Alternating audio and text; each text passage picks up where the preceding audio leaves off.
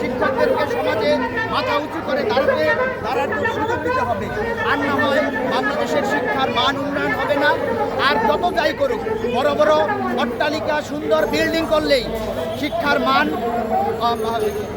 উন্নয়ন হবে না।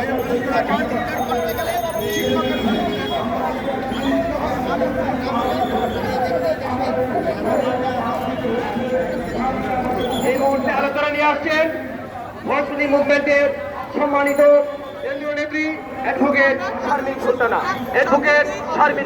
এটা তো আসলে মানা যায় না। শিক্ষাগুরুর সম্মান এবং সম্মানই সবার আগে।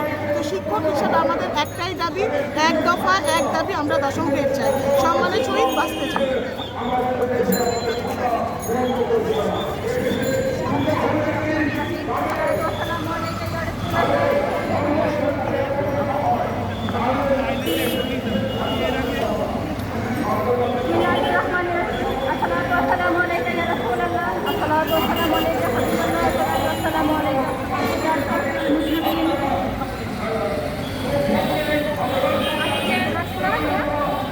খুশি